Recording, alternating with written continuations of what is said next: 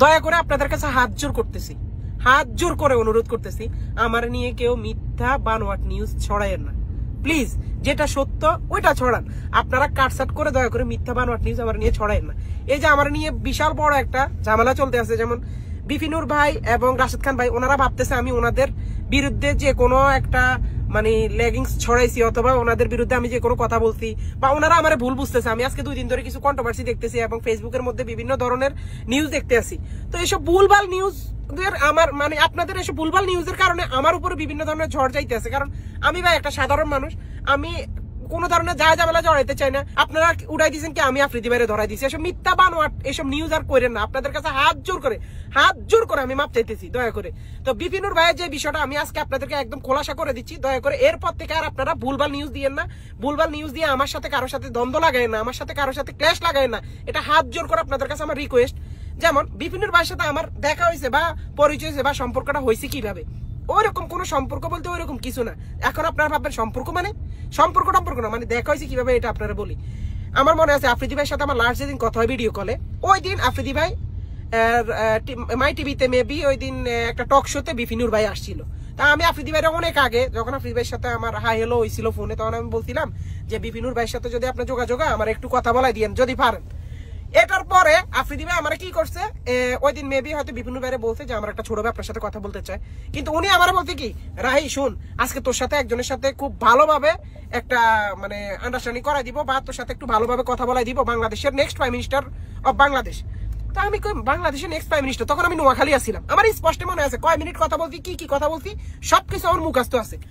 তো আমি চিন্তা করলাম নেক্সট প্রাইম মিনিস্টার, তখন আমি নোয়াখালী, তখন আমার যেহেতু ভিডিও কল চলতেছে সাইডে কথা শোনা যাইতেছে, আমার কাকা দৌড়ে আসছে আমার অনেক জায়গা আইসা বলতেছে কে দেখি। পরে আমি বিপিনুর ভাইয়ের সাথে আমার কথা বলাই দিচ্ছি, তখন আমি একটু শকড হয়ে গেছে এবং আমি একটু অবাক হইলাম, বিপিনুর ভাইয়ের সাথে আমার কথা বলাই দিতেছে। তো বিপিনুর ভাইয়ের সাথে আমার কথা হয়েছে মাত্র 30 সেকেন্ড, কিন্তু আপনারা এখন এমন ভাবে ভাবতেছেন মনে হচ্ছে বিপিনুর ভাইয়ের সাথে আমার কত ধরনের কথা হয়েছে, বিপিনুর ভাই আমার এটা বলতে, আফ্রিদি ভাই আমার ওটা বলতে। এগুলো সব মিথ্যা এবং সব বানোয়াট। দয়া করে মিথ্যা ছড়াবেন না, আপনাদের কাছে হাত জোর করে অনুরোধ, যারা নিউজ ছড়াচ্ছেন মিথ্যা নিউজ, এটা আর ছড়াবেন না প্লিজ প্লিজ। বিপিনুর ভাই যখন ফোনটা ধরার সাথে সাথে আমি সালাম দিলাম, ভাই আসসালামু আলাইকুম। তো উনি আমার সালামের উত্তর নিয়ে আমার বলতেছে রাহি কেমন আছো, আমি তোমাদের ভিডিও দেখি। হ্যাঁ জাস্ট এটা বলতে, পরে আমি বলছি যে জি ভাই আমিও আপনাদেরকে ছোটকাল থেকে দেখি, তো এই আর কি ভাইয়া। পরে বলছে আচ্ছা ঠিক আছে ভাইয়া ভালো থাইকো আর ভালো করে ভিডিও বানাইও।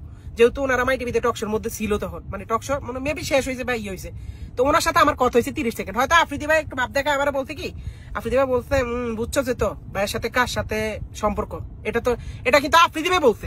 হ্যাঁ এ কথা বলার পরে তখন আমি বুঝছি, পরে আস্তে ফোনটা কাটি দিছে। তো বিপিনুর ভাইয়ের লগে আমার কথা হয়েছে মাত্র 30 সেকেন্ড, কিন্তু আপনারা এমন ভাবে জিনিসটারে কিছু নিউজ চ্যানেলারা ছড়াইতেছেন মনে হইতেছে ওনার লগে আমার এই হয়েছে সে হয়েছে সম্পর্ক। ভাই ওনারে আমরা ছোটকাল ধরে দেখছি, বিপিনুর ভাই আমি হয়তো রাস্তাঘাটে দেখছি সালাম দিছি এই, কিন্তু ওনারাও তো কখন আমার কথাবার্তা কোনো কিছু হয় নাই। জাস্ট আফ্রিদি ভাইয়ের মোবাইল দিয়ে আফ্রিদি ভাই আমার কথা বলা দিছে মাত্র 30 সেকেন্ড। এটা হচ্ছে মেইন ঘটনা। কিন্তু দয়া করে আপনারা মিথ্যা বানোয়াট কোনো নিউজ ছড়ায়া বিভ্রান্তি কইরা আমার সাথে ওনাদের সাথে কোনো ধরনের ক্ল্যাশ লাগাইবেন না। ভাই আমি ছোট মানুষ, আমার কথাবার্তা ভুল থাকতে পারে, কিন্তু দয়া করে আমার ক্ষমা দৃষ্টিতে দেখবেন। এবং নুরু ভাই আর রাশেদ ভাইয়ের উদ্দেশ্যে আমি একটা কথা বলবো, ভাই আপনারা যদি আমার উপর কোনো ধরনের মন খারাপ অথবা ক্ষিপ্ত হয়ে থাকেন দয়া করে আমার ক্ষমা দৃষ্টিতে দেখবেন। আমি ছোট মানুষ, আমার কথাবার্তা হয়তো ল্যাগিংস থাকতে পারে, বাট যেটা সত্যি আমি ওইটা আপনাদের সামনে সবার সামনে তুলে ধরছি, তো আমার ক্ষমা দৃষ্টিতে দেখবেন। ধন্যবাদ।